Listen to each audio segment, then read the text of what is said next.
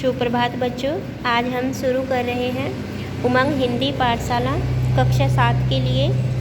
आज हम पढ़ेंगे चैप्टर 13 पाठ 13 और हमारे इस पाठ का नाम है महिलाओं का अपना बैंक। देखिए इसमें लेखक क्या कहता है कि आज के समाज में जो है, आज की जो युग है उसमें जो महिला है पुरुषों से कंधा मिलाकर काम कर रही है।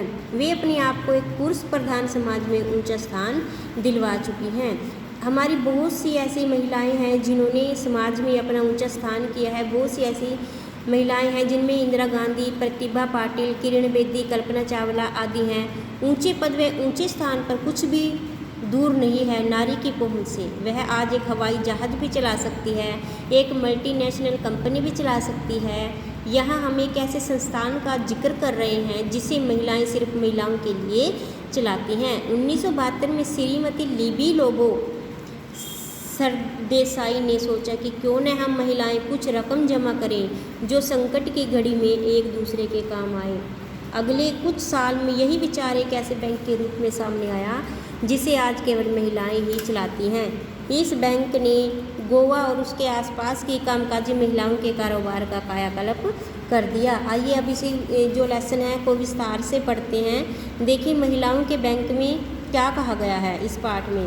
पर्यटकों की माया नगरी गोवा। पर्यटक होती है घूमने का जो स्थान है वो क्या है, गोवा। यहाँ पर बहुत से पर्यटक हर साल घूमने आते हैं। बड़े दिनों की छुट्टियां बिताने के दौरान वहां के बारे में कई रहस्य उद्घाटन हुए, कई रोचक अनुभव हुए। उन्हीं में से एक था पणजी स्थित विमेंस कोऑपरेटिव बैंक से परिचित होना। क्या कहती है लेखिका कि मैं गोवा की छुट्टियों में घूमने गई हुई थी, लेकिन वहां पर मैंने एक विमेंस कोऑपरेटिव बैंक देखा जो सिर्फ महिलाओं का बैंक था। उसमें जो कार्यकर्ता थी वो केवल महिलाएं ही थी, उसमें कोई पुरुष नहीं था। तो यह सब देखकर जो लेखिका है बहुत हैरान रह गई कि मैं कमरा कंधे पर लटकाए पणजी की सड़कों पर टहल रही थी।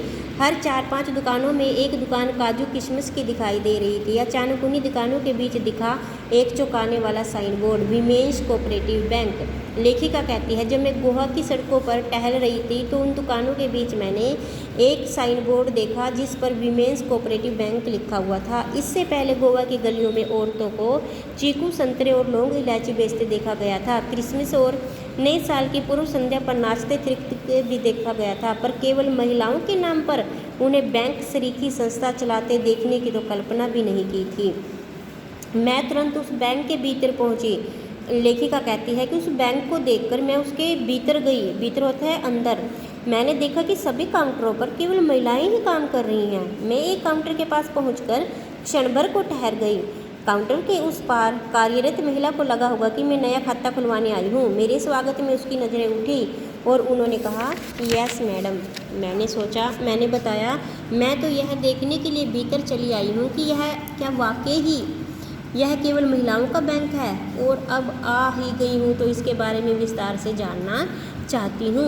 मेरी इच्छा जानकर वह बद्दर महिला अपनी अध्यक्षता से मिलाने उनके कैबिन में ले गई। मेरी बैंक की अध्यक्षता श्रीमती प्रिया एस भावे ने बताया कि यह बैंक पूर्ण रूप से महिलाओं का ही बैंक है। यह केवल महिलाओं के द्वारा उन्हीं की पूंजी से उन्हीं के कल्याण को ध्यान में रखकर चलाया जा रहा है। सन 1973 में इस बैंक की स्थापना श्रीमती लिबी लोबो सरदेसाई नामक एक कैथोलिक महिला ने की थी।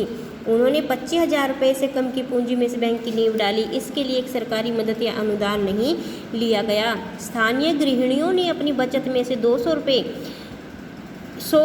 रुपये बैंक में जमा करके इस विकास की शुरुआत की। इसकी स्थापना का मूल उद्देश्य स्थानीय महिलाओं को रोजगार के बेहतर अवसर उपलब्ध करवाना और परिवार में उनकी स्थिति को मजबूत बनाना था। गोवा में स्त्रियां अचार, मसाले, पापड़ जैसे छोटे पैमाने के कई रोजगार करती हैं। बैंक द्वारा ऋण मिलने से उनके लिए अपने व्यवसाय को बढ़ाने के अनेक अवसर खुल गए। शुरू में बैंक में केवल 4 महिलाएं कर्मचारी थी, आज उनकी संख्या दर्जनों में है। बैंक की 8 निर्देशिकाएँ हैं। हाँ जी, बैंक की कितनी निर्देशिकाएँ हैं? 8, और एक अध्यक्षा है। महीने में 1 या 2 बार बोर्ड की बैठक होती है जिसमें बड़े ऋण देने के निर्णय लिए जाते हैं।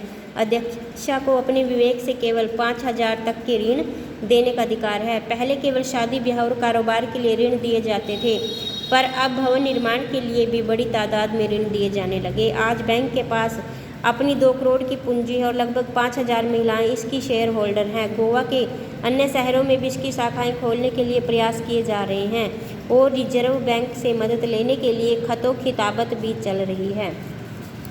प्रिया जी की बातों से भरपूर आत्मविश्वास टपक रहा था।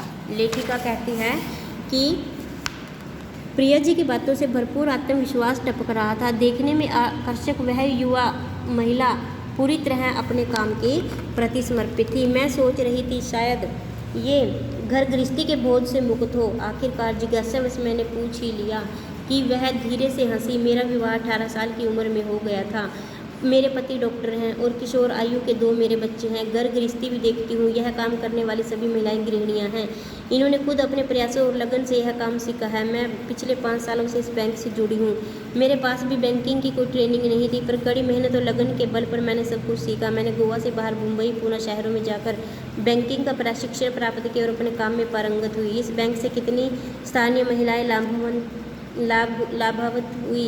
लाभान्वित हुई यह बताते हुए वे बोली, आज से कुछ साल पहले जो महिलाएं सड़कों के किनारे अपना सामान छोटी छोटी टोकरियों या ज़मीन पर फैलाकर बेचा करती थी, अब उनके पास अपनी दुकानें हो गई हैं और उन्हें अपने व्यापार को बहुत बढ़ा लिया है। सबसे बड़ी बात यह है कि इससे परिवार में भी उनका रुतबा ऊंचा हो गया है। रुतबा होता है स्थान। गोवा में औरतों की जो स्थिति है बयान करने के उद्देश्य से उन्होंने कहना जारी रखा, यहाँ औरतों पर किसी प्रकार का दबाव नहीं है। वे हर क्षेत्र में पुरुषों से कंधा मिलाकर चलती हैं। ईसाई और हिंदू समुदाय में सद्भावना और सामंजस्य है। खान पान और पहनावे के अलावा दोनों के तौर तरीके लगभग एक से हैं। जितनी स्वतंत्र कैथोलिक महिलाएं हैं उतने हिंदू भी। जितना वे घरों से बाहर निकलकर काम कर रही हैं उतना ही हिंदू महिलाएं भी कर रही हैं। उदाहरण आपके सामने है। इस बैंक की 8 निर्देशिकाओं में से 7 तो पारंगत हिंदू घरों से ही हैं। धन्यवाद।